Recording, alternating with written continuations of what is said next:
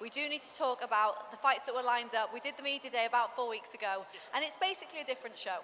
Yeah, I think this is small hall boxing though. You have to ride the wave, and it's constant. Every day there's issues, and you have to show resilience. And we've named shows after that for a reason. It ain't for the weak-hearted. I mean, we lost 2 main events, a co-main event, and a 4-man knockout tournament. That sounds negative, but I've still got 10 fights on the card, and all of them are good fights. So it shows really what promoting's about. Most people would crumble, but I see it as a challenge, and I overcome it, and now you're going to see a really good show. And as I mentioned, this is the second time here at York Hall. How has it changed since the last show? You know, how much easier is it doing shows here? It is so much easier. It's less thought process for me. I turn up and the venue's set up for me already. At the other venues, it takes me 2 days. So it's a lot easier on that side of it.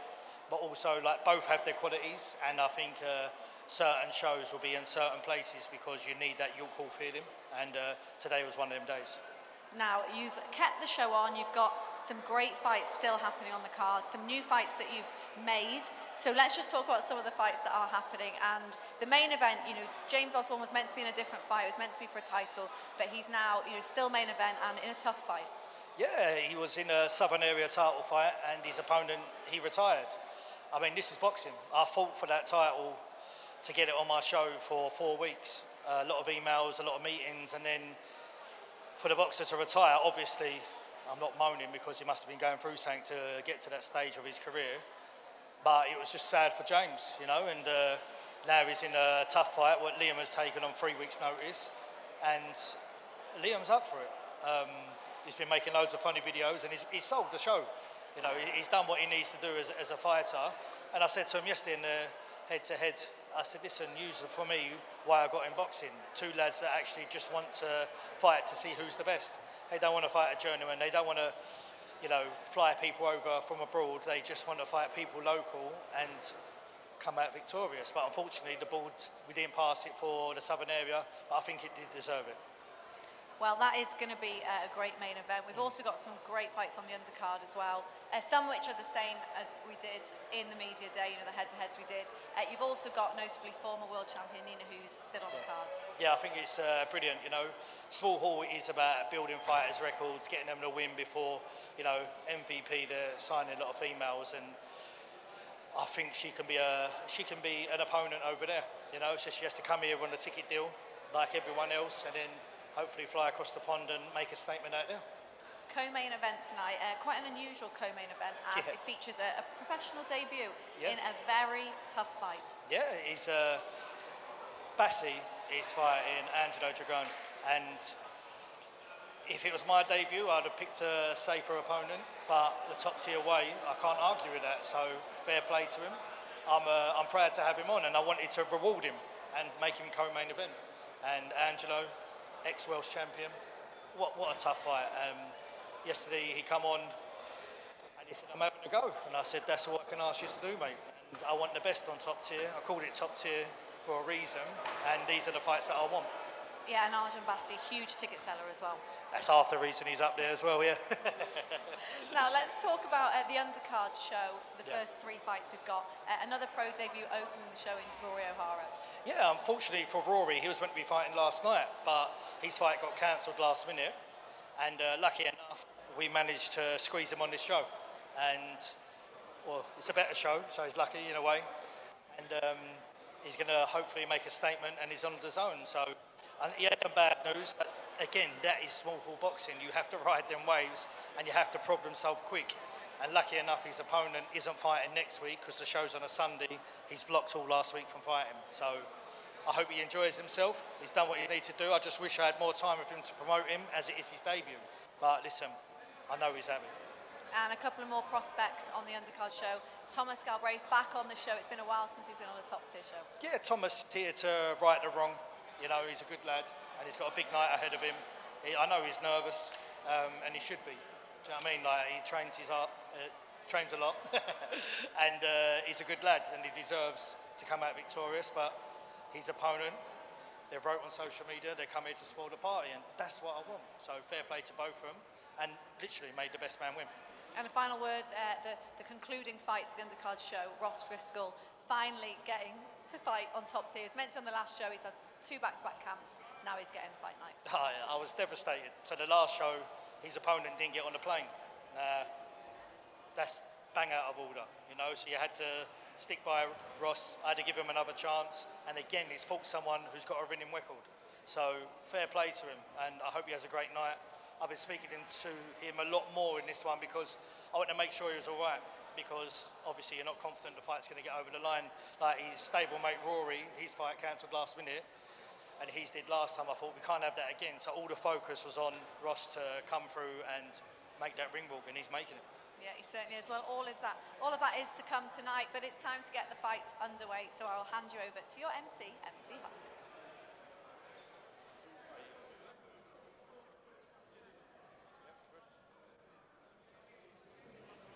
Ladies and gentlemen, we are live on the DAZN YouTube channel. Welcome to York Hall, Bethnal Green, London, England, United Kingdom, for a night of professional boxing.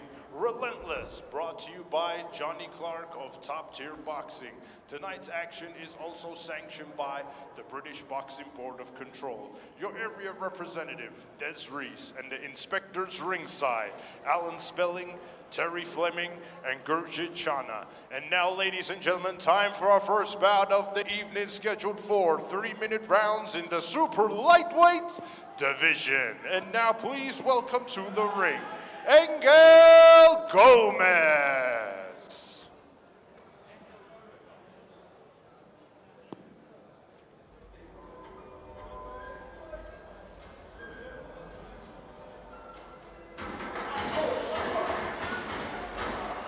Well, this is a fight that didn't even exist a couple of days ago, but it's been added to the list, and Rory O'Hara will be thankful for that after 1 or 2 incidents behind the scenes. And that means Angel Gomez has got an unexpected opportunity to kickstart the show as well. The 25-year-old who's got 250 fights behind him, stacks of experience. That's exactly what's required for O'Hara on his debut tonight.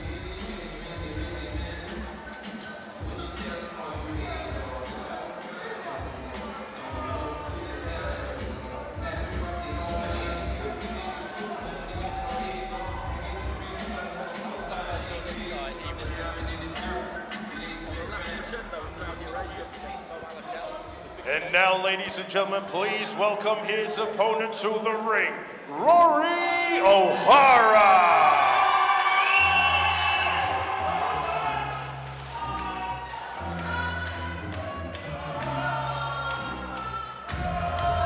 Well, what a couple of days it's been for Rory O'Hara. He thought he was going to be making this ring walk in this venue last night. That fell apart because of miscommunications or a booking until too many, and step up Johnny Clark in Top Tier at last minute to get O'Hara the opportunity.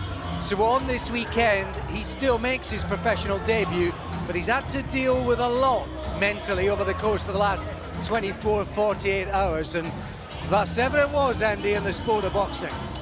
Indeed. As Johnny was saying to Ali just a few minutes ago, he would have been absolutely crushed. And then he's got to get himself back up again. For a debut, I don't think it'll be too difficult. I think he'll be really relieved, actually, that it's worked out the way it has.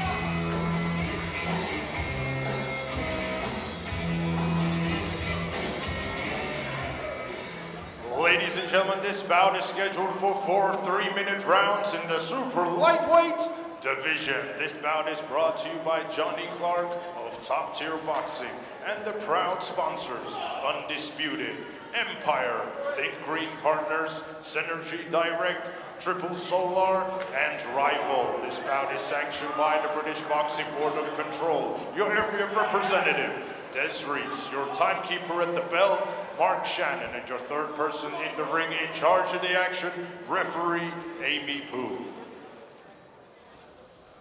And now, ladies and gentlemen, introducing to you first, fighting out of the red corner, he's wearing the silver and gold. His official weight of 10 stones, 2 pounds. He is a veteran of 56 fights. Hailing from Slovakia, introducing Angel Gomez.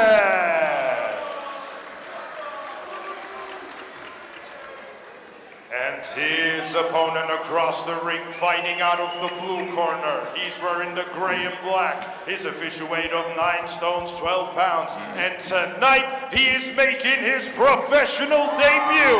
Hailing from Enfield, London, England, United Kingdom. Introducing Rory O'Hara.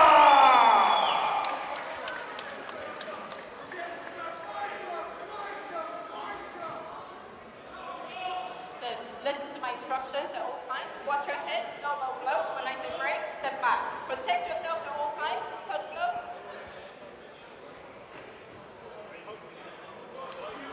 Here we go then, kick-starting the action tonight on DAZN. Looking forward to it. Plenty to come your way over the course of the next few hours. And Andy is rare, let's be honest about it. You see a journeyman who's got a six-pack. That's a testament to the busyness and the experience that Gomez brings to the table tonight. It is, and you know what you'll get from him. He's well organised, he's compact, he comes to have a go. The last time I saw him was in Riyadh back in February on that last Crescendo card, that mega card with Beterbiev and Bivol on it, and Joseph Parker and Martin Bacoli amongst many, many others. And it was just really entertaining to see him take part in grand arrivals and open workouts and all of that, and get that kind of spotlight when day to day this is what he does. He's taken a call late on, have gloves, will travel, and as you say, he's turned up in good nick like he always does. Indeed. Probably less of an issue for him to deal with, Gomez, than maybe O'Hara, who thought he was boxing last night. That slot on the show wasn't available. He thought he wasn't boxing. He might have checked out. I remember that was the case with Karl Froch, the first Michael Kessler fight, the ash cloud, you may recall, a few years ago. And Froch said he went and had a burger at the barbecue, thought the fight was off, and found it quite difficult to get back into fight mode.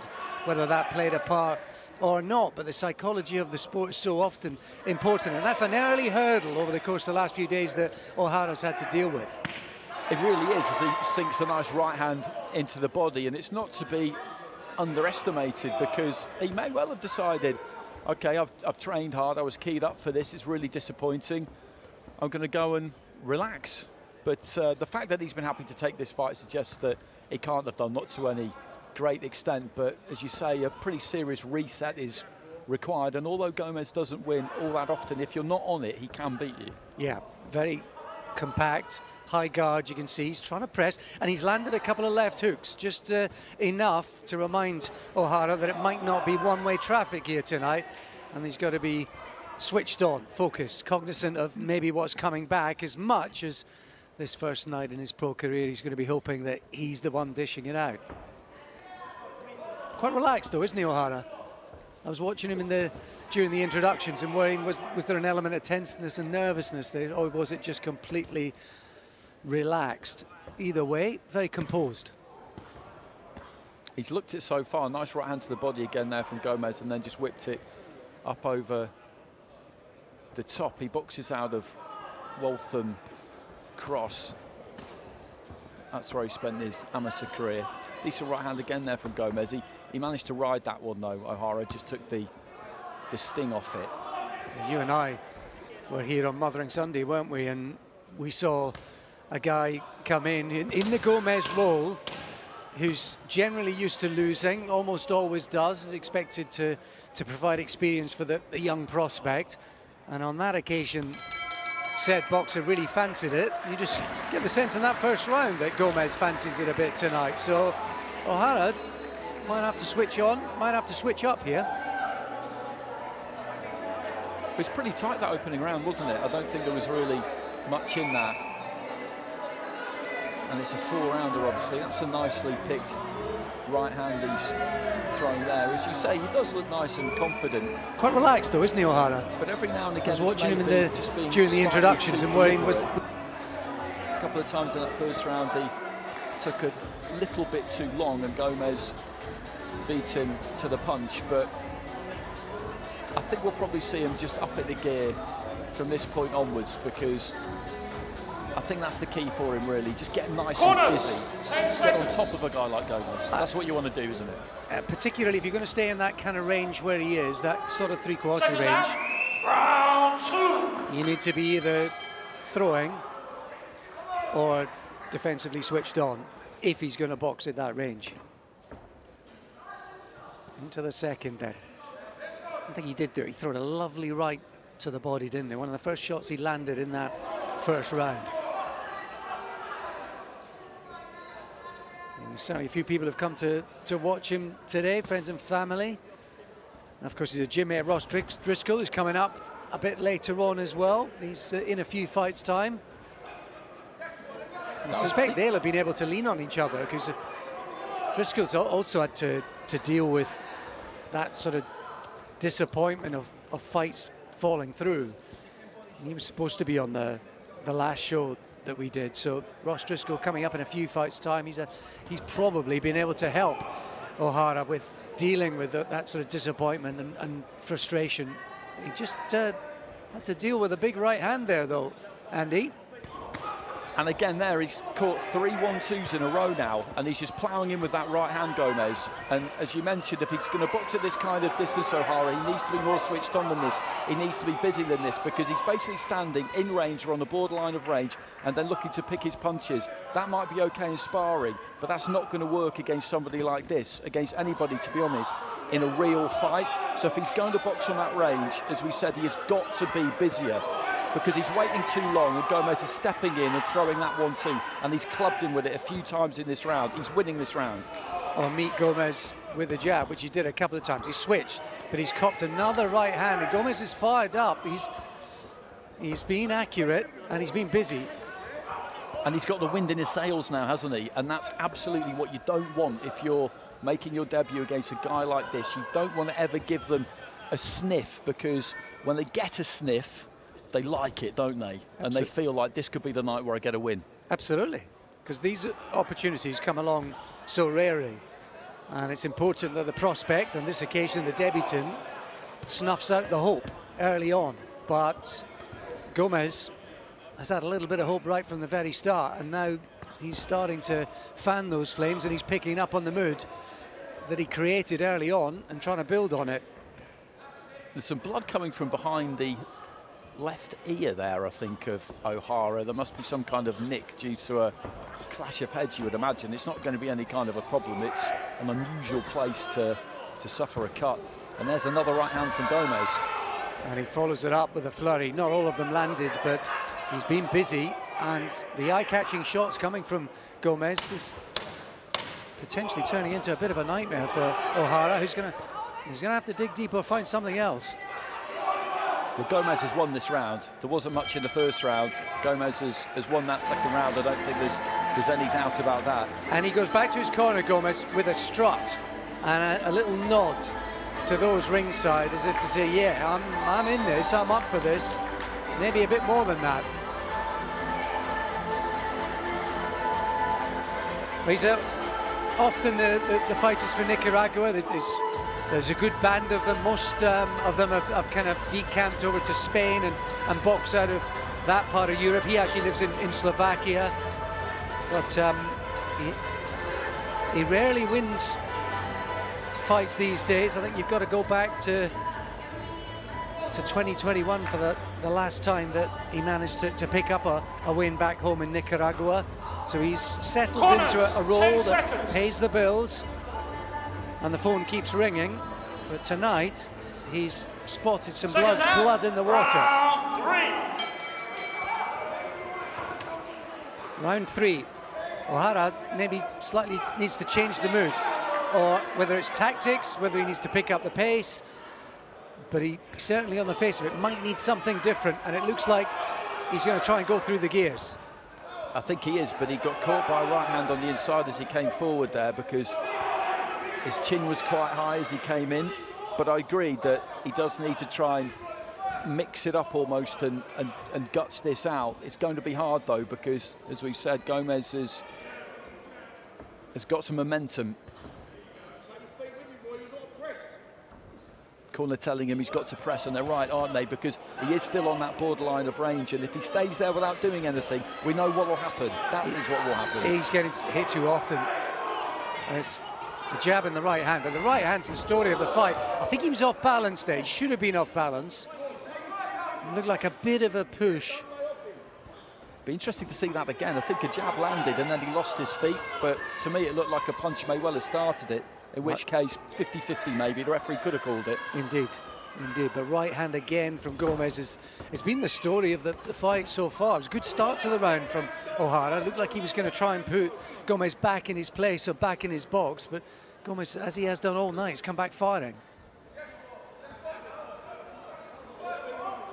And he's experienced, isn't he? He's just standing off and he's waiting for O'Hara because he feels like O'Hara needs to commit and we make him right, and he's then just looking to pounce on that fraction of a second where he hesitates and he'll just let his hands go. Left to the body, right hand. There's another right hand gets through from Gomez. You counted those plentifully tonight so far.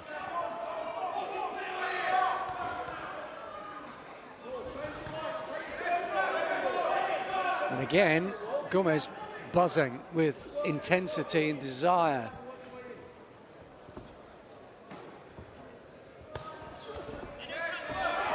He's better. With the dive O'Hara, that was better defence. Yeah, he landed a left hand, didn't he? And then trying to force his man back. There's a couple of body shots as well. And those moments when Gomez isn't punching, those are the times when O'Hara's got to press and keep him even more in his place.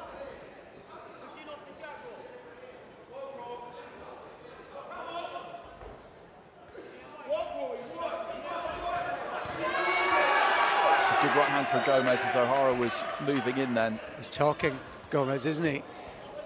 Almost a little yee-haw moment to himself, and you can see the intensity as he dances round the target and tried to land that right hand again. And the better punching again in that round was from the red corner, wasn't it? Yeah, there was at the last minute, it looked like O'Hara was maybe just starting to press the moment and would have some success, and then Gomez fought back again and finished the round well. He's buzzing, isn't he? He is. I wonder whether we'll get a look at the knockdown that wasn't given. There's a 1-2, and he is pulling his weight back there, O'Hara, so he's taken some of the sting off it, but it's still really easy for the referee who's scoring this one to see that land. The knockdown to me looked like a kind of long up jab landed. He then backpedaled, his feet got tangled and he went down.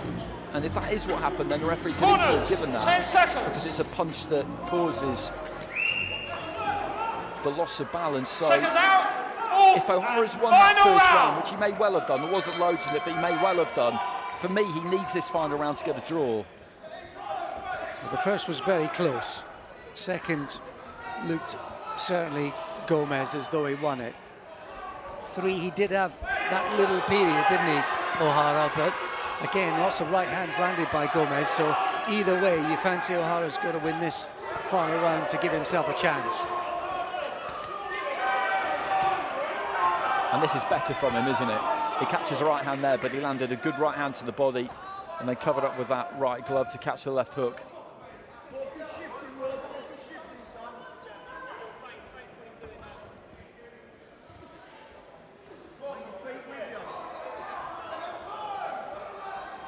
It's a rare sight of a jab from either so far in the 3 and a bit rounds there from O'Hara.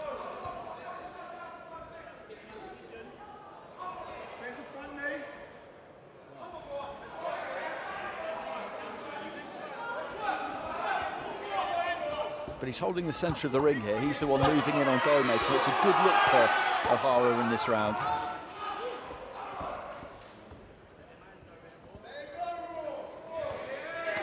Both tried to land the right hand, both missed, but it was Gomez who came out of the exchange with the left hook, and again he landed another shot.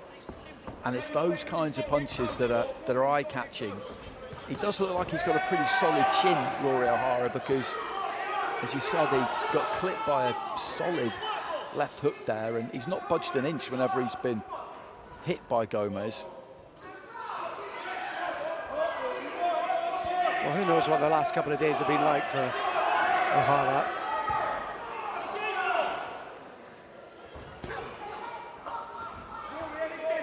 You've got to say, little Gomez has come in fired up tonight, hasn't he? And not just fired up.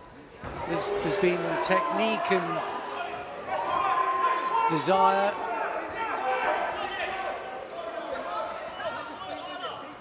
O'Hara's definitely pressed it, as his corner was asking him to, and then earlier round better in this round, but the punches that you remember in the round really have come from Gomez still. But there he is again in the middle of the ring. O'Hara looking to try and force Gomez back. Good right hand to the body. He went upstairs and then downstairs, landed them both with the right hand. O'Hara, better from him.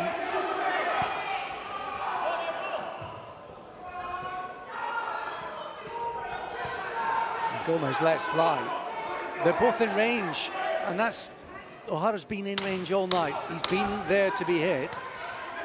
And Gomez has done plenty of that throughout. It's been a really spirited effort from both of them in this final round.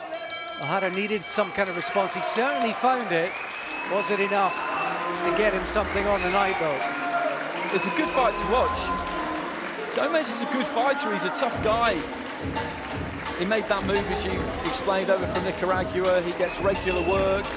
He's game. He will certainly come to try and mix it as much as he can. You very rarely see him just cover up. He has been stopped a couple of times in the last year or so. That's how he does it, which is quite unusual for an away corner fighter. So he's a tough guy, to be honest with you, to take on debut. Yeah, he's the kind of, to be fair, he's the kind of guy you put in with maybe a 6-0, a 10-0. You know, he's been stopped, as you say, a couple of times, but it's Cam Fyong, Peter McGrail, you know, really good operators. So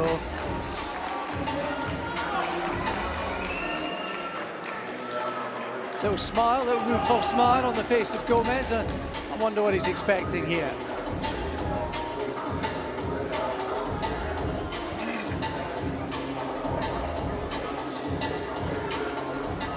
Ladies and gentlemen, after 4 rounds of boxing, we go to the referee scorecard. Referee Amy Boone scores the bout 40-36, and your winner, Angel Gomez!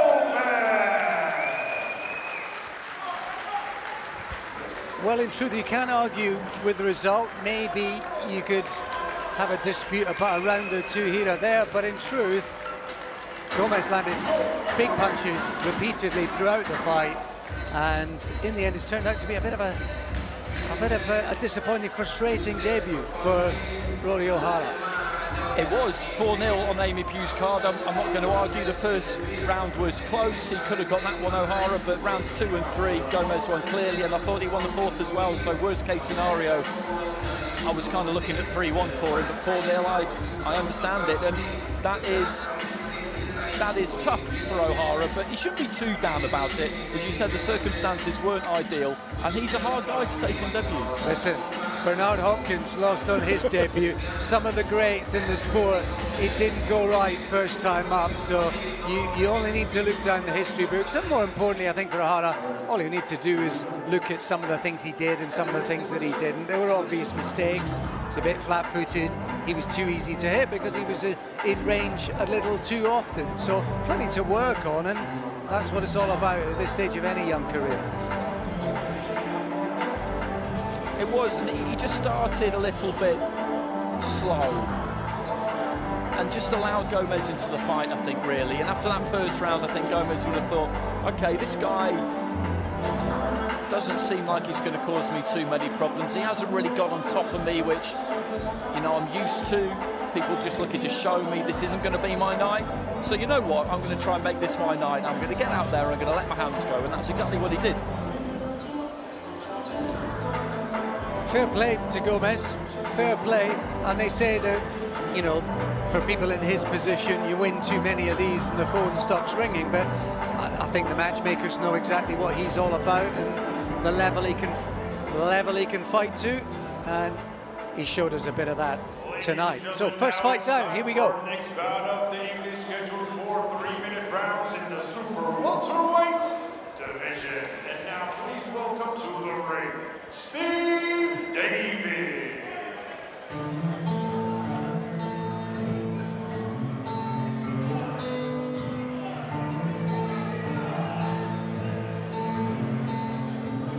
Storms coming, I can feel it in my bones, but I ain't running. I've been running way too long.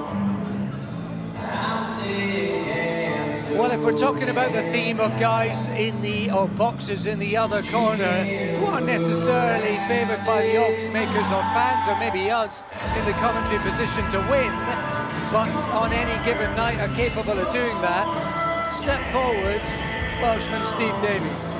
100% he's here to win. He's got big Enzo Mack, former WBO Cruiserweight Champion of the world, in his corner. I was having a quick chat with him earlier, and he said he agreed to take this job on with Steve Davies on the proviso that they would take sensible fights, and fights in which he always had a chance of winning, and they fancy this. They fancy it big time.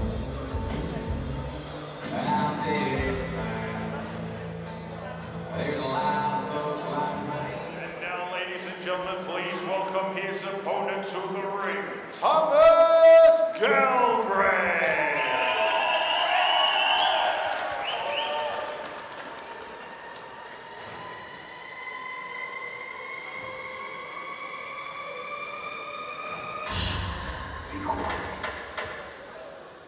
Delilah, this is your daddy.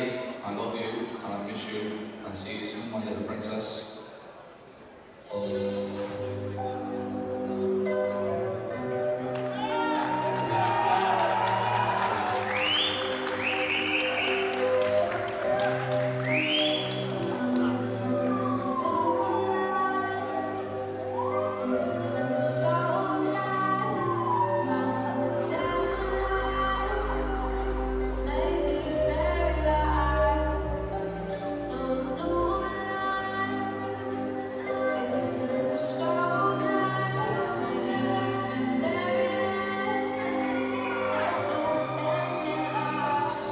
While Thomas Galbraith is smiling, making his ring walk, soaking up the moment, I can tell you that Steve Davies is prowling round the ring, absolutely fired up, and he'll know that Galbraith comes into this on the back of a defeat, not just a defeat but a stoppage defeat, so he may well have things that he's got to deal with himself. He says that everything was wrong inside and out of the ring. He probably shouldn't have fought that night when he lost some 10 months ago, and he's promising a very different version of himself, maybe tactically as well. I'm intrigued to see what that means, Andy, in terms of the way he's going to go about it tonight. He's normally back foot boxer. He's going to change that up tonight.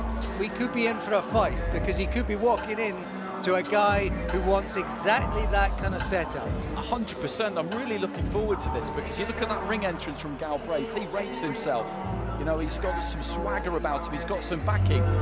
But you look at Davis prowling in that corner like a caged tiger, he's bang up for it. And look at his kit as well, that's not standard kit for an away corner guy. 3 rounds in the super welterweight division. This bout is brought to you by Johnny Clark of Top Tier Boxing and the proud sponsors Undisputed, Empire, Think Green Partners, Synergy Direct, Triple Solar, and Rival. This bout is sanctioned by the British Boxing Board of Control. Your European representative, Des Rees, and your timekeeper at the bell, Mark Shannon, and the third man in the ring in charge of the action, A-star referee, Lee Every.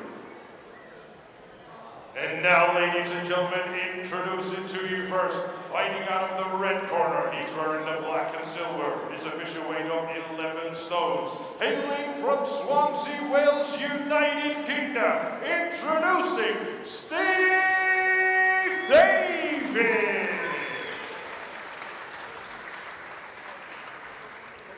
And his opponent across the ring, fighting out of the blue corner. He's wearing the green with white. His official weight of 11 stones, 2 pounds. He has a record of 5 fights, 1 loss, and 4 wins. Hailing from Hackney, London, England, United Kingdom, introducing Thomas the Golden Boy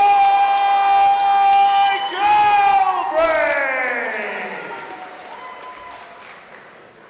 Okay, then, so I'll say stop boxing. When I say break, take a step back. Keep your hands up and protect yourself all the time. Good luck to you both. Looking forward to this one. Scheduled for 4. Thomas Galbraith looking to regroup, reset his career. What does that mean tactically in terms of the way he's going to go about it? Normally he's been back foot boxer. We know that Davies is absolutely fired up for it. He's got Lloyd Hunnigan-esque trunks on tonight, hasn't he? And if he can just produce a little bit of the ragamuffin man punch tonight, then we could have some fireworks. And he's gone charging at Galbraith a couple of times early on here. He's got that guard pretty tight and he comes in behind it. He can't really see much as he's coming forward. Galbraith is trying to already catch him with that uppercut as he comes in kind of stooped over, head in the bucket as people describe it. And you can see why he's looking for that shot, can't you? Because he does seem made for it. One thing you notice, Galbraith still boxing with that very low left hand. Well, that was a feature of him prior to the defeat, and that continues tonight. So there is just that potential defensive frailty to be exploited. He's looking to counter and catch Davies on the way in as he burrows forward. And he did it fairly effectively there with a decent 1-2. Just before that, the heads cracked together on the inside, and this is what we're going to get. Davies is going to dip that head, bring it in low and bring it in quick, and when he gets close enough, let his own hands go. So he needs his feet here, Galbraith. He needs some decent technical boxing skills, which he does possess, because this is what they'll get all night. There is a slight bit of damage around that left eye, I think. But rather than pull back in straight lines, maybe he needs to just step off to the side. Yeah, there is. Suddenly, there's a big circle of blood. I was just about to say, maybe there's a bit too he's a bit too fired up, maybe, Davies. And there is just a little slit on Nick. I think it might be to the left eye, certainly coming down and around the bottom of the eye. A little circle, a semicircle of blood around the left eye of Galbraith. Whether that was a punch or the head remains to be seen. There certainly was a right hand as he steamed forward in that previous exchange, Davies. I think maybe it's taken a little bit of time to come to the surface, that blood, because right on the near side to us, about a minute or so ago, you could see him grimace as the heads came together, and he was blinking that exact eye. So I think that's probably when it happened. He's just wiping at it now. Tell you what, on current form, you wouldn't want to bump into Steve Davies down the Queensway on a Friday or Saturday night on current form. He's absolutely raging, isn't he? And he's making things uncomfortable for Galbraith. Galbraith did catch him with an uppercut as he was coming in a couple of exchanges ago, just backed up, gave himself room. Yeah, the referee just wants to try and tidy this up a bit. What you've got basically, as we've seen, is one fighter who head down charges you. And Galbraith is trying to just pull his feet back out and catch him on the way in. He's doing a reasonable job of it at times, but if he can't do it, then they collide, don't they? And Davis's problem is, like you said, I think he's a bit too fired up. But that's better. He let his right hand go there when he was in decent range, because before that, he's just been completely shutting down his own space. And I think this clash of styles and the way they're trying to connect, you fancy there's a big shot just around the corner. He stands square there, Galbraith, and just lets Davies come to him and then looks to try and pick him off with those hooks. End of an eventful first round. Pretty steamy, wasn't it? Pretty steamy. Will some of the fizz go out of Davies' attack? I think if you're in the Galbraith business, Will Jones over there in that corner with the words of encouragement or maybe technical refinement, but I think if you're in the Galbraith team, you're hoping maybe just a bit of that anger and fizz will go out of the work of Davies and things will settle down, give Galbraith the time to maybe operate a little cleaner. The good quality punching all came from Galbraith in that round, didn't it? So he's won that round. But it's a difficult job, it's an awkward job, and Davies just needs to, for his own good actually, needs to slow things down a bit. Okay, move in behind that tight guard, move in nice and quick, but move your head. And when you get to the right range, just let your hands go, because what he succeeded in doing mainly there was getting on top of his man at times and pushing him back into the ropes, but he didn't really have any room to do any punching. I wonder whether Will Jones for Galbraith has told him, step off to the side every now and again and catch him on the way past. Yeah, a little bit more lateral movement will make things more difficult for the front foot charge that Davies is employing right now. One thing we did learn about Galbraith, even in defeat, last time we saw him 10 months ago, is that even when he was hurt, oftentimes in those last couple of rounds in that fight against Eboigbe, is that he showed a fighter's heart. He wanted to fight back, even although ultimately he was beaten and stopped in that one. But he did try to fight back, and he's found a beautiful shot there. It was either a left or a right uppercut, and he's finally managed to time Davies, and he's managed to execute the counter punch against the charge. He did well to stay up there, Davies, because he was rocked right back onto his heels, but he has just started to step off to the side a little bit in this round, Galbraith, and it's really working for him.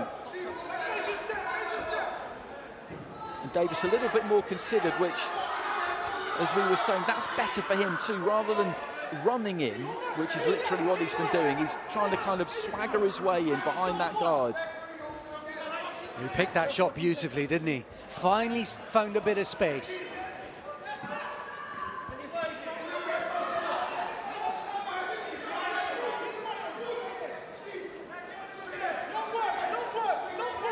And you fancy maybe as this goes on, there might be a bit more room for Galbraith to find those punches, to create those openings.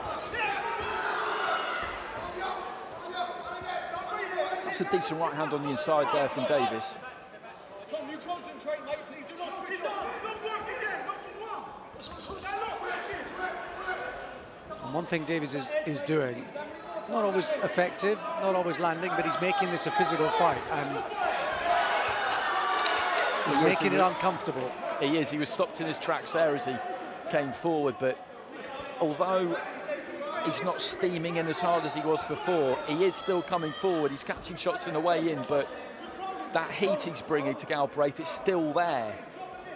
So Galbraith has got to hit him hard on the way in and stop him, and he's going to have to do it for 4 rounds, I think. Look for the uppercut again there, Galbraith, didn't he? He caught the chest of the arm, didn't he? He's looked for it again there. That one just slid up the side of the cheek, but he's looking for the counters, and he's chosen the uppercut as his weapon of choice.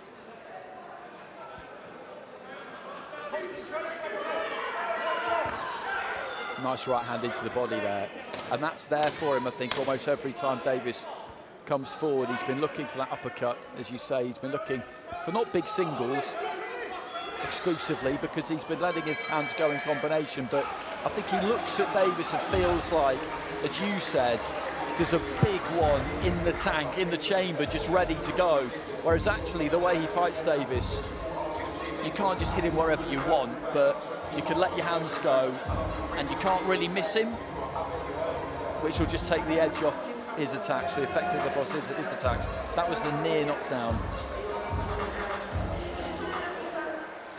There it goes again.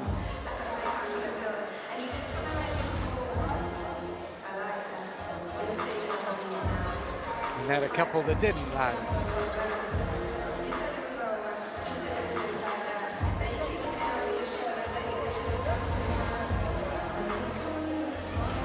Corners! For sure, 10 seconds! If there were any doubts mentally on the back of that stoppage defeat last time up, I think he's well on his way to ironing out those creases.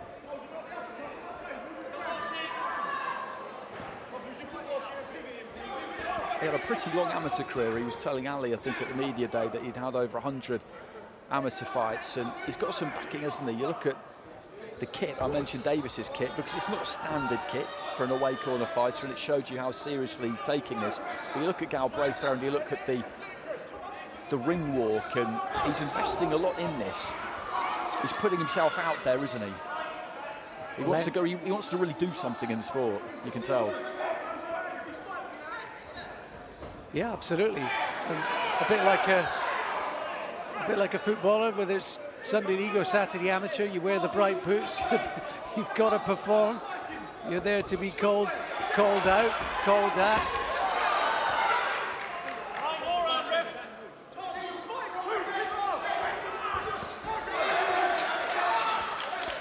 I think he's got better as this fight has gone on, Galbraith, hasn't he? Still this steam and crackle in the approach, the intensity of Davies.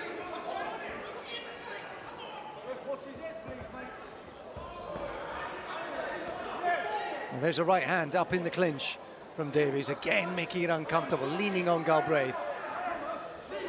Galbraith just made him miss by a distance with a left hook before that, but didn't really come back with anything. It's been a high pace, this fight, right from the very start, because Davies has set that bar high and pretty much kept it there since he has slowed down a bit. But this is tough for Galbraith. It's always hot in here. We always go on about it at York Hall, but it's just a fact. It's always hot in here. And he's being made to work really hard. I think maybe in this round, at times he's been looking to nick a bit of a rest, but he's still landing more than enough. It's kind of exactly what his team would want, in a sense. I mean, you could have a very, very easy, soft comeback, but straight back into the fire. You know you're in a fight. A reminder of how hard it is, what's ahead, and the right kind of test for him to let him know where he's at. Davies just needs to keep doing what he's doing, because there are just little signs here that Galbraith is beginning to wilt a bit. I think Enzo Mack can see it in the corner, and you look at him getting on him again there, Davies, and the punches from Galbraith are just a little bit weary at times. The technique is still pretty good. There's the right hand. There's the right hand, Andy, because that low left lead of Galbraith, it does invite trouble. He missed wildly with the first one, but then a shorter right hand, he didn't manage to connect. There's maybe a left hook there as well. And although he's not necessarily been so effective with the approach, Davies, in the first couple of rounds, he suddenly started to bear fruit in the third, which makes it interesting. It does. He's lost every round, but if he can just really just foot to the floor, go for it in this final 3 minutes and just not give Galbraith any rest at all, not give him any peace at all, then you just never know, because he did start to wilt a bit in that third round, Galbraith. He's been made to work terrifically hard right from the very, very beginning. I think you picked up on it, Andy, about how much less there was coming from Galbraith in that round. Just wondering, was he just starting to feel it, the physicality of Davies? For the first time, that approach from Davies started to get him some results. Although it wasn't always eye-catching and noteworthy punches. Corners, 10 seconds. I think he might have won the round. Yeah, it's possible. It's Seconds possible. out. Fourth. I felt the better Final punches round. still came from Galbraith, but there was proper heat there from Davies. And the dynamic of it starts off with a good left hand there. Yeah, left hook again lands from Davies. At least that left eye of Galbraith, which opened up in the first round, hasn't become more of an issue. They managed to get that under control.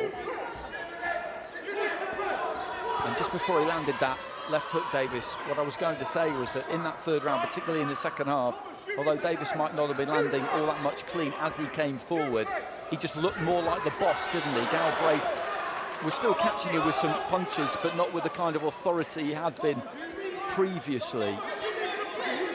And Davies will sense that, he'll know it.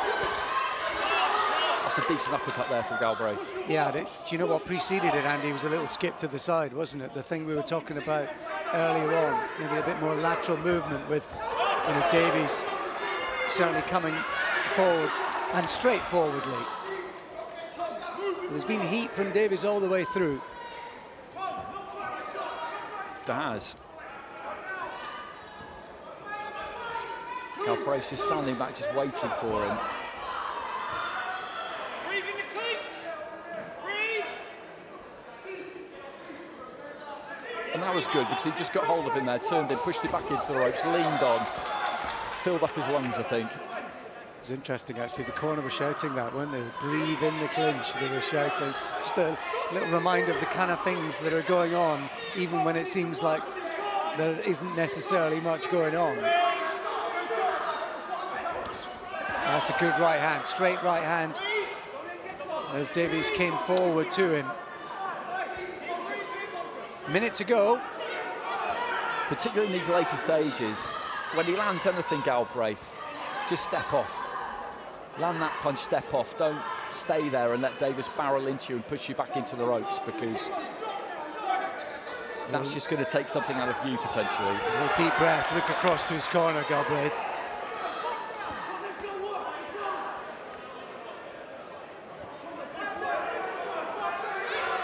"40 seconds to go, still time to make a breakthrough." And that's good from Galbraith. Landed the uppercut, then stepped to his right. A lovely right hand again. It was a short punch, this time more of a hook inside. He's got a little smear of blood from the nose now of Davies, who's forced to miss again, giving it everything.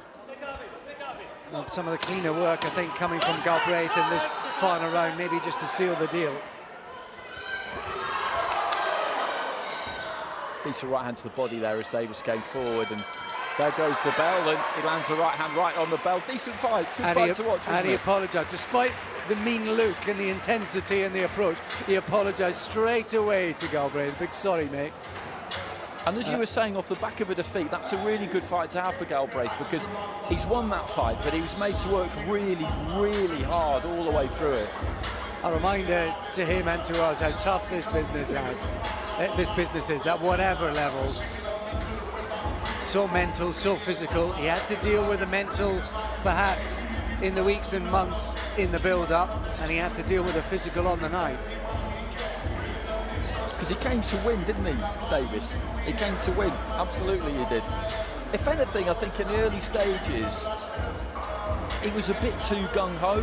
He was flying in and didn't really have any control over what he was doing, which made it difficult for Galbraith, but made it very hard for him as well to land anything, because at no point was he ever set. He was just kind of steaming in, and then when he got there too quick, and there was no room left to do anything.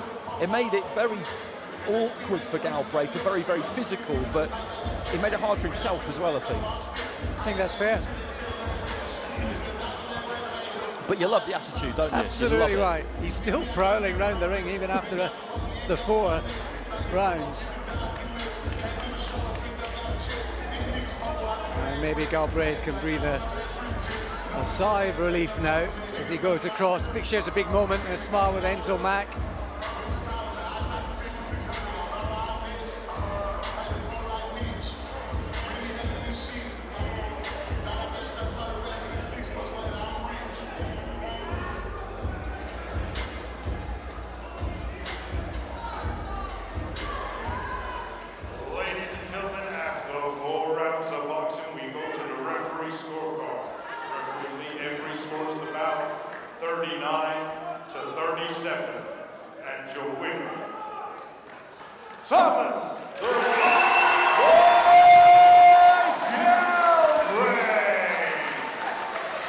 Plenty of fans come to see Thomas Galbraith tonight. He's clearly sold plenty of tickets, quite a few tricolours up in the balcony waving, and now he can smile, breathe, as they were saying to him earlier on during the clinch. Yeah, he can, because he didn't get much opportunity to do it during the course of the fight. 39-37, so 3-1. Davis getting some return from the referee, who's just walked out of the ring past us. You'd imagine that it'll be that 3rd round that you gave to him that the referee probably would have given to him, and good to see him get some change as well, because he put loads into that. But Galbraith won the fight. Davis looked pretty fuming when the decision was announced, but Galbraith won the fight. Lee Edwards, the referee, one of several British referees at the moment who are sporting spectacular beards. Strong, isn't it? It's strong. Victor Loughlin's got a nice one brewing. Steve Gray had a momentous one. I don't know why he shaved it off. Absolute crackerjack. I'm sure Rob Smith is prowling and fuming. It's a directive from the board. I'm loving it. More beards, please. Anyway, another fine beard about to appear on your screen. Oh, winner, speaking to Ali.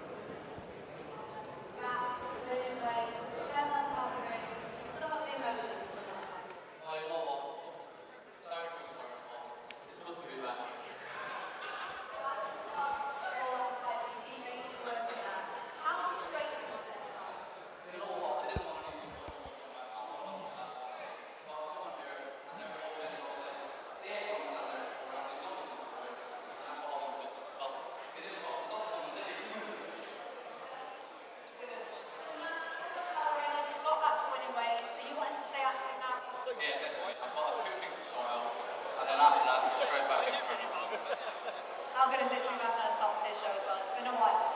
Really good, you know what? I respect to Johnny for getting me on. Fucking love these shows. One of the best out there, if not the best. It's great to see you back on the show. How are you celebrating tonight? Well, just got fun with Mrs. over. Alright.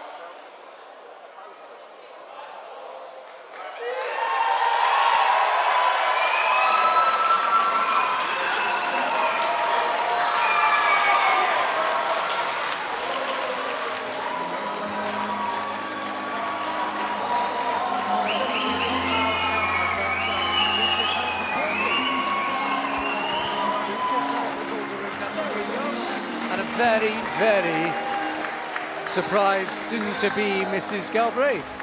Anything is possible at your call, Steve. Live on DAZN. Ladies and gentlemen, now it's time for our next bout of the evening, scheduled 6 3-minute rounds in the lightweight division. And now please welcome to the ring, Ali B. Lubanja.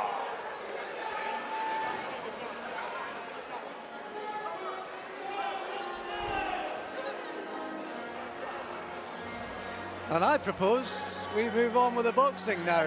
And next up is Ali Lubanja, who can box a bit. He can definitely fight. So he'll ask a few questions of Ross Driscoll tonight, no question about it. He does come into this on the back of a stoppage defeat, but that was to the Wunder Kids, Tom Wellens, who we had on a top-tier show last year. Wellens, a terrific little fighter around feather, super feather, or there or thereabouts. He's unbeaten. So no disgrace there. He showed that night he can box. He went 10 with another prospect, Jimmy Lee, last June as well. So he can box whether it's on the back foot, and that's a good opponent. It's a decent opponent, more than, in fact. Interesting matchup this tonight for Ross Driscoll.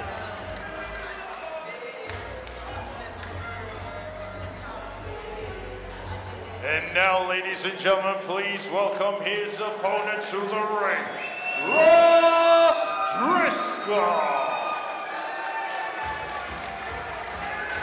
Ross Driscoll will be fired up. He was supposed to be boxing in this venue, in this very ring a couple of months ago on the March show, and that got called off just a few days before when his opponent failed to show up.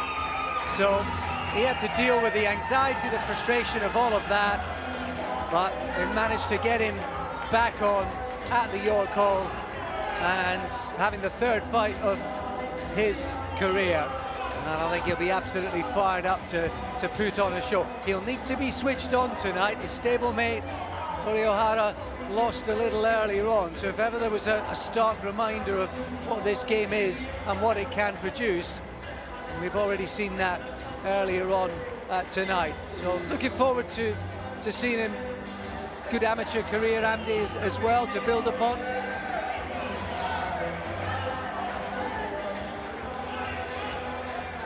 You look at Lubanja, as you say, he's in good shape. We've seen strong performances from the weight corner fighters so far tonight. In the lightweight division, this bout is brought to you by Johnny Clark of Top Tier Boxing and the proud sponsors, Undisputed, Empire, Think Green Partners, Synergy Direct, Triple Solar, and Rival. This bout is sanctioned by the British Boxing Board of Control. Your area representative, Des Reese, and your timekeeper at the bell, Mark Shannon, and your third person in charge of the action in the ring, referee Amy Pooh.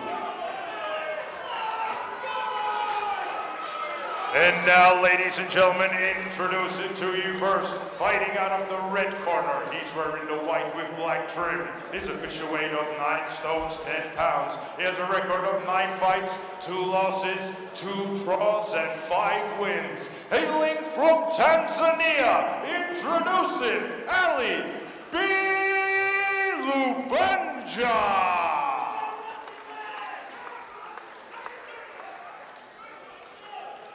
And his opponents across the ring, fighting out of the blue corner. He's wearing the gray with white trim. His official weight of 9 stones and 11 pounds. He is currently undefeated with 2 wins, and one of those wins coming by way of knockout. Hailing from Finchley, London, England, United Kingdom, introducing Ross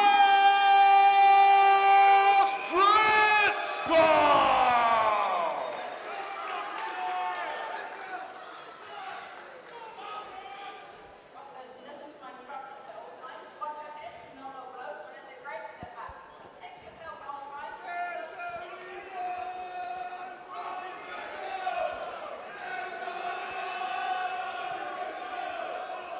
Plenty of fans here tonight to see Ross Driscoll make his first appearance of the new year. All his fights so far have been here at the famous York Hall. This is his third and his first appearance of the new boxing year. And I think Andy's going to be keen to get his sort of boxing career up and going.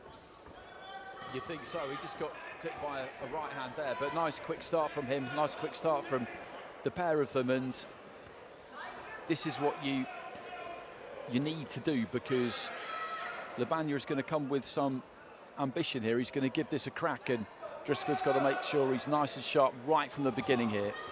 Although he gets caught high on the head a couple of times in a row there early on. That's 4 right hands Labagna's landed in this first round. I said before, and he can box, this guy. He can fight. He knows exactly what he's doing. So Driscoll's going to have to be sharp. He's going to have to get the tactics right.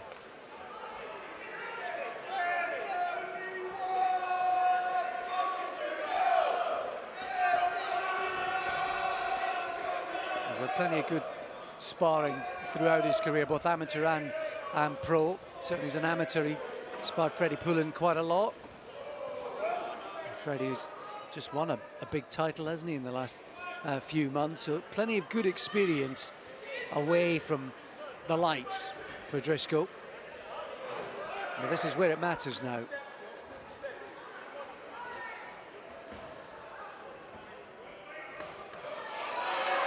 That was a lovely right hand. I think the left was low on the other side of the referee, but the right was a cracker. Made a good solid noise, didn't it, when it landed? Really set his feet for it. He was banging his fist together before the first bell. And there's a lovely right hand. Oh, he hurt him with that. He's gone down. It looked like a right to the body, but the legs went. And then he looked for the floor just to buy himself a little bit of protection and time. So clearly there's a bit of power there. The body shots working early doors for Driscoll. Now can he force it home with a minute to go? It was definitely a body shot. Again, he set his feet for it, threw that front foot quite wide, and then really hurled it in there. Quite an unusual reaction, because the reaction his legs gave was the one you normally get when someone's been hit to the head. But again, he's just going down there, right hand into the body, followed by left. Labagna's looking to fire back. Both landing hooks in that wild exchange. Further reminders to Driscoll that he can't be too gung-ho, even when he's got his man hurt.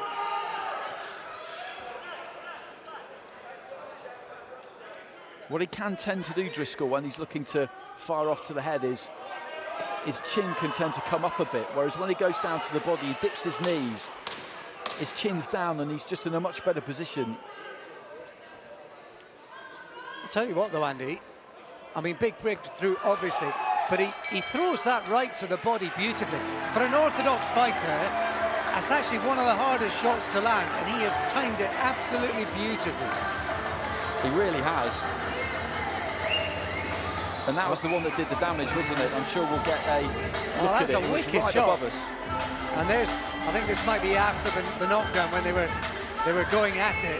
And here's the body shot. I think that might have been slightly after as well, but he got a reaction, and it was an unusual reaction with that right hand, perfectly timed. So it was kind of to the chest and chin in the end, wasn't it? He threw it low like a body shot, but because Labagna had just squatted or ducked down, he kind of caught him on the chin, I think, more than the chest. It's an unusual shot. It was. That does explain the reaction that it got, but as you say, where he was looking to throw that was down to the body, a little feint with the front foot there, and I think that finish to the round will give him some good confidence. Driscoll, he's got a plan to build on now. That right hand just keeps landing, so keep throwing it.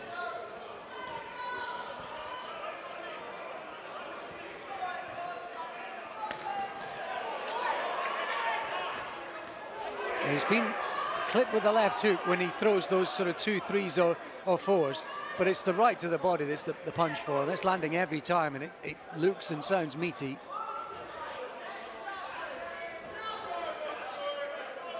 Lebanja will always feel like he's in with a chance here, because when he gets into range, as you just mentioned, Driscoll, and looks to let those hands go and throw a combination, there are gaps there. He took that latest left to the chin well, but Lebanja will be looking at him and just thinking, if I can just bring you on to me, then there's opportunities here. Which he did. He made him miss, and then as he came forward, Driscoll, he just punished him with a combination. So that's good stuff, that, from Lebanja, who is comfortable boxing off the back foot.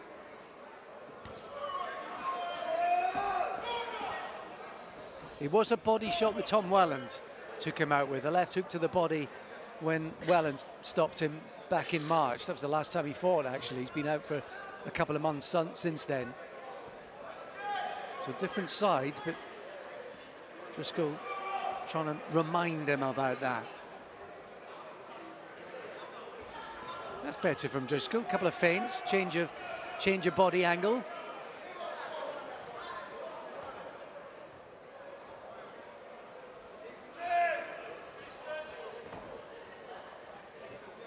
Just waited a bit too long there, didn't he? He was manoeuvring him back towards the ropes.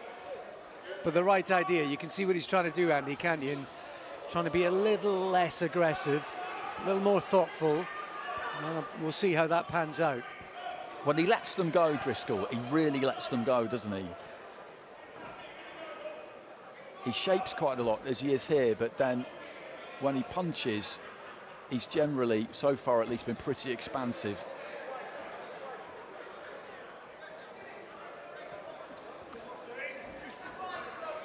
Lebanja's been able to ride the storm, though, hasn't he, this round? Bought himself a bit of time.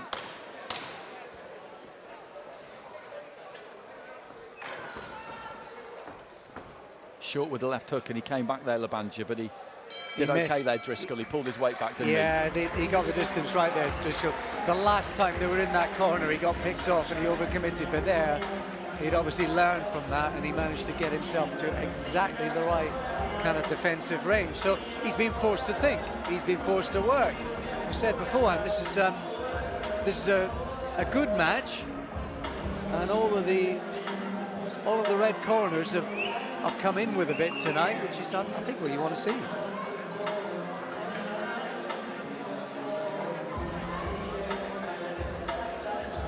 That was interesting there, because that's kind of what I was talking about, what he did during that replay.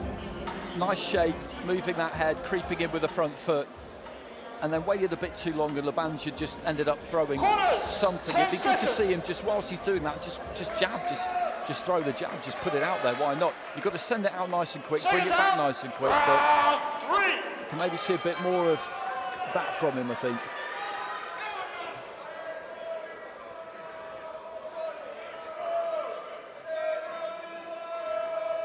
You can see Lebanja's quite good on his feet. He's quite comfortable in this kind of role too. Lovely little jab, right hand spin off the target. Now, he's technically a good fighter, isn't he? You see the way he just turns around that front foot there. He absolutely knows what he's doing. He boxes with a bit more craft and guile than a guy who's having his 10th fight, Andy, doesn't he? He does. He definitely does. So it's a good enough or a tough enough match for Driscoll this stage of his career, I think it's fair to say. And now he's got to find a way of closing the distance or reducing the ring or pinning down Lebanja. That's the next job in this round. Threw a good left hand to the body about 10-15 seconds ago. And he's looking for that long right hand, but Lebanja in that kind of situation, when he's got Driscoll in front of him, and as I say, he's kind of shaping, he's not going to get hit with that longish right hand, because he's able to just pull his feet back out. As we say, he's got decent fundamentals. He's got to dress it up a bit more.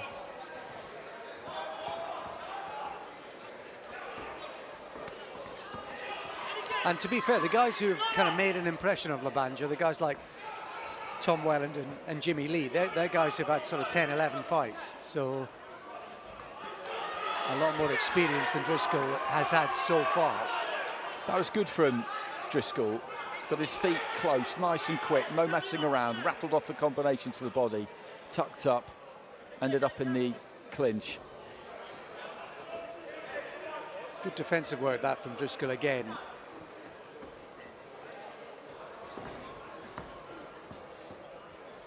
He tried to close the gap there with a double jab, which then allowed the feet to come in after them. So he's thinking about this.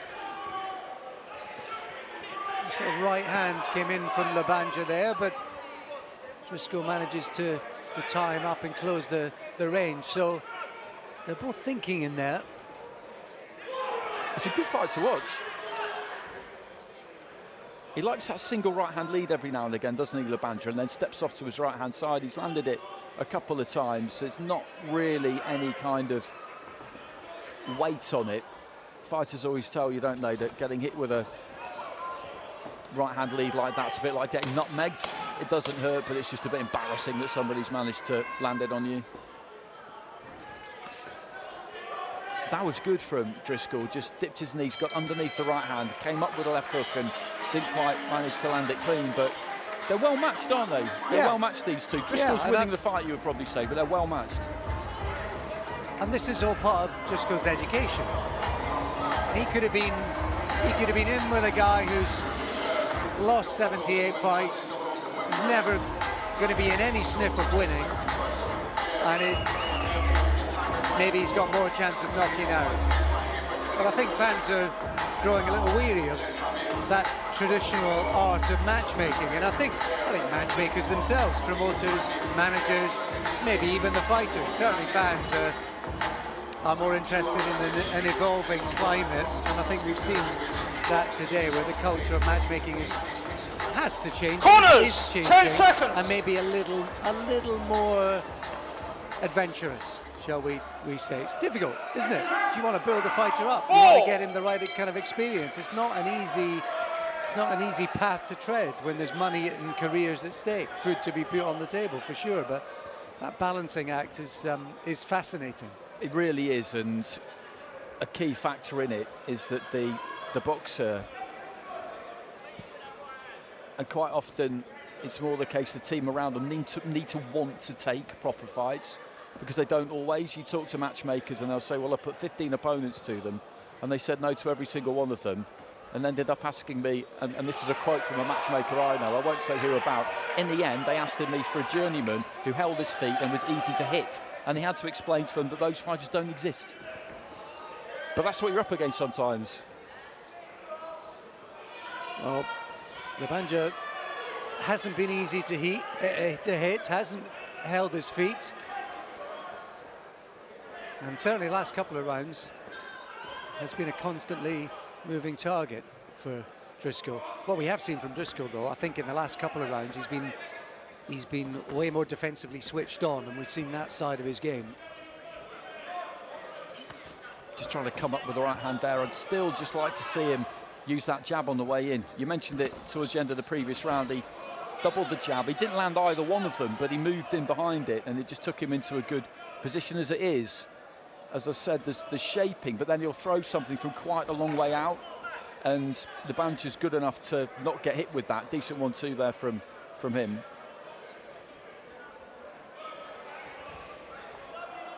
With regard to the matching, you just want there to be a level of jeopardy, don't you, if you're guiding a fighter through? There's got to be something that puts the fear in them. You don't want the level to be too high too early, but there needs to be some jeopardy, doesn't there? Because if there isn't any, then what are we really doing? And the fighters to buy into it. And certainly that's been the kind of top tier way, hasn't it? You will see it later on in the bill. Fighters like Kevin Rival, James Osborne, guys who are willing to take a challenge, willing to take a risk. It doesn't always work out. It hasn't always worked out, but it hasn't harmed their careers. It's been a win for the fans. It's been a win for those watching on DAZN, and we're going to see a bit of that later on. Yeah, those two in particular, I'd put them on any card. You wouldn't put them at the top of any card, but I would put them on any card, because you know what you're going to get. And it's not like they're just a couple of sluggers and brawlers. They're much better than that. Crowd getting into that when Driscoll managed to close the gap. little welt, I think, on the left cheekbone, left eye for Driscoll. That's better. There's the jab. And I think that'll be one of the things he'll look at, is how you close the gap, how he could close the gap, how you pin a guy like Lebanja down, and I think those sort of double and triple jabs will be something that maybe they can work into the next fight. But he's a good operator, this Tantarini. He's a really good operator, knows what he's doing. He's the kind of guy who could become a prolific journeyman.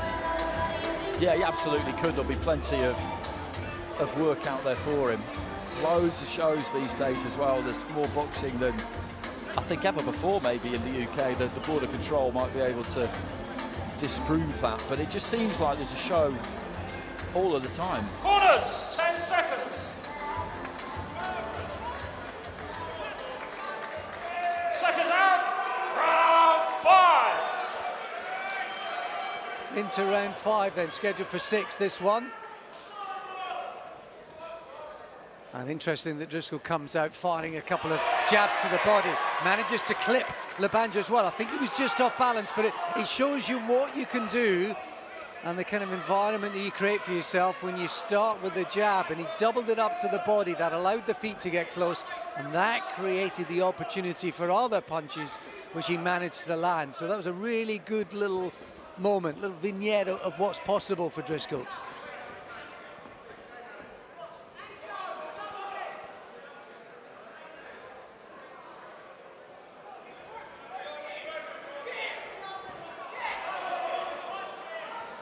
Just gets slow, moves that head, and then comes up with a left hand there. Smile from Lebanja as well. Whether he thought he knew what was coming or he managed to block that left hand to the body, but he was...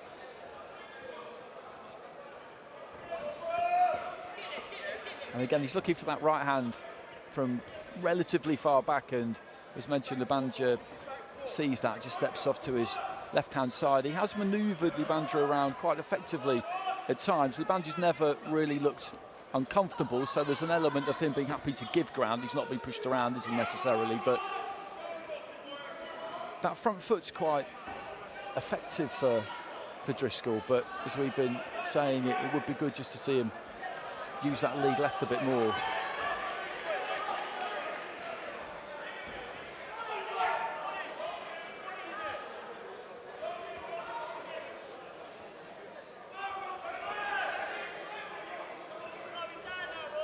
And certainly there's been less things to worry about the last few rounds for Driscoll. Still plenty to think about, plenty to work on. He's been made to think and work and move constantly by Lebanja.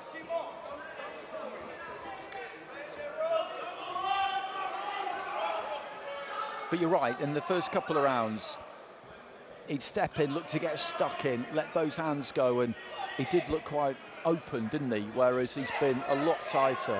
Yeah, his defences have got better as this one's gone on, Andy, haven't they? And most of that is because of the distance. He's not overcommitted necessarily. He's conscious of when he maybe just has to get himself slightly out of range, and that has been largely head movement.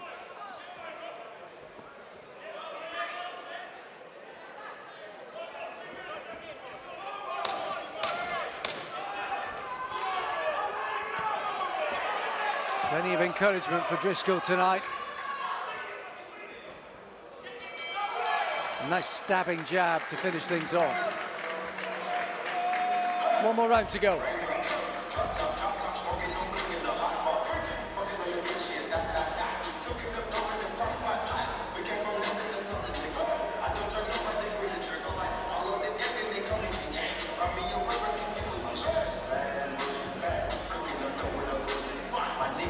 There's a good little snapshot of how difficult Lebanja's been to hit. He landed his own jab, and then he was back, managed to slip the shot from Driscoll, and then he was away. So I think in the circumstances, Driscoll's he's done well.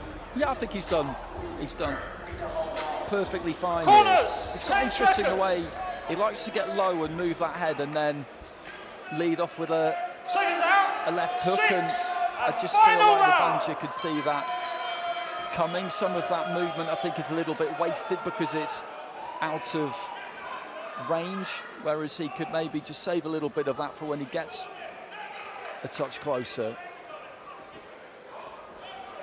We've not seen so much of the right hand to the body in the last 3 rounds. I think that's mainly because Labanja's been more difficult to hit, a lot more difficult to pin down. He's been constantly on the move.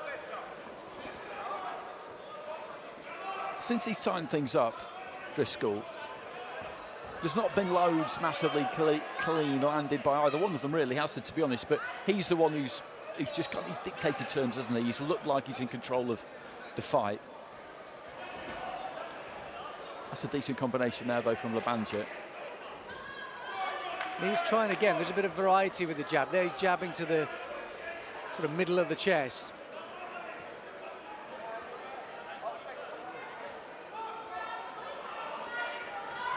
There he goes again, double jab. That's exactly what I think is called for.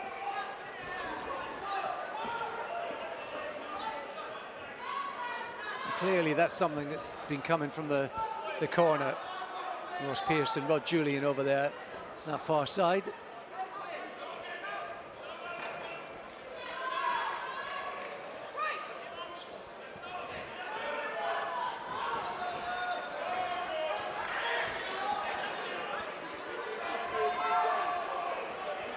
Cheeky right hand out of that exchange from Labanja.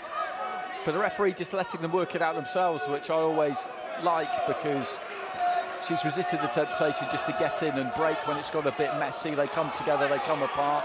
Just give them a bit of time to work it out. Final minute to go then in the final round. Crowd trying to get back behind Ross Driscoll, trying to encourage him for one final effort. As I was saying about a minute or so ago, when you look at it in terms of clean punches landed, there's not been loads in this, though, has there, to be honest? It's more the kind of the body language and the dynamic of it. Driscoll, you would say, just has the look of a man who has won the last 4 rounds, probably, and has therefore won the fight. The first 2, not much to choose, but it could be a bit closer than we think. Just landed a nice 1-2 in that exchange previously. One of the first times he's managed to trap Labanja in a corner. And after that, what looked like a big breakthrough in the first round, Labanja, he managed to ride the storm in the second, and he's been on the back foot ever since.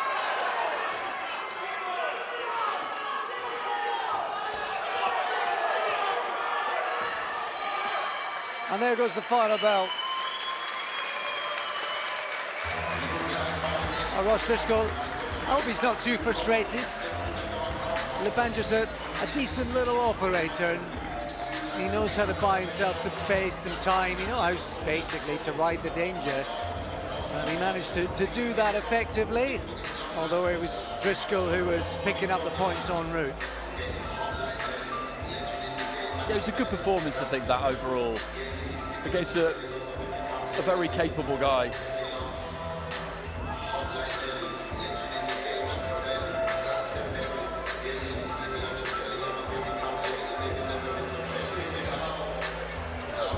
Certainly the addition of the jab in the last couple of rounds was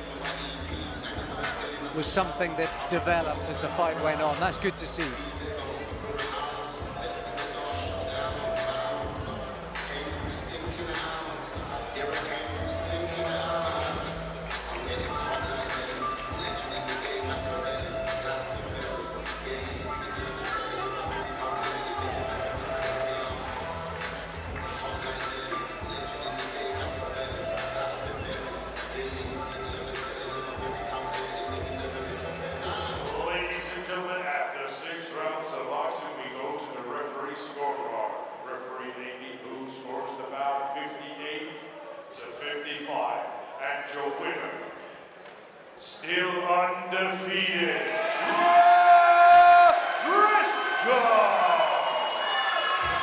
That's about right. Ross Driscoll it is who wins. He'll have learned plenty. And only his third fight, Andy. He's moving up to 6 rounders already, and he had no bother with the pace and the rhythm of that at all. No, it was good. It was good. 58-55, 4-2 plus the knockdown, and that's a fair reflection because, as I was saying towards the end, there wasn't loads in some of the rounds, and that's a good card from the referee. And Lubanja, yeah, very capable guy, isn't he? Good fighter, and that's a worthwhile fight. We're talking about matchmaking and levels of jeopardy, and he was a bit gung-ho early on. He did get the knockdown, but he was a bit gung-ho, and he realised it, and he sharpened up because he knew that if he gave Lubanja too many chances, then he might pay the price. Well, he was supposed to be here in March. He had to wait a few months, but worth the wait. He's speaking to Ali.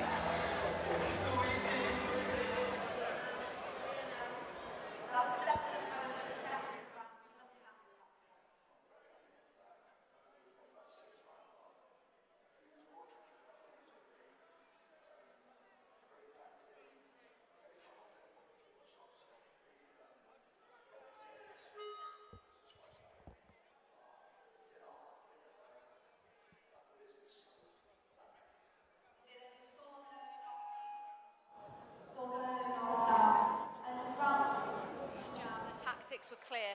Was that what Ross was saying in the corner? Yeah, he was saying take your time, don't rush into it, don't fall into your shots, and give yourself a bit of room. And yeah, I've done that, and it worked. So yeah. Now you were meant to be on the last Top Tier show. We finally got you on this one. You've had 2 back-to-back camps. What is the plan now? A bit of time out or trying to stay active? Well, I've got a baby on the way, so I think probably take a bit of time out, just see what happens. Yeah. It's great to have you on the show. Well done. Yeah, thank you. Cheers.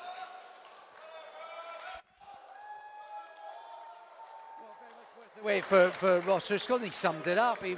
Lubanja was difficult to pin down, but grateful for the opportunity. Also into a 6-rounder. That's another box ticked, and you know, he's had to wait a few months since December, but he's out. And now any of those young fighters, Andy, they just want to be busy. Yeah, that's always the key, isn't it? Activity is king, particularly early in your career. But those first 3 fights, I really enjoyed all of those. I thought that the away corner really brought it. They all looked to come and try and win. Gomez did get the win. Galbraith was made to work hard, and so was Driscoll there. So the 2 home corner fighters who did get the victory, they'll have learned plenty, and that's what it's all about. And we expect more of that after 5 o'clock because, again, there's some good matches and some fan-friendly styles on show, I would say.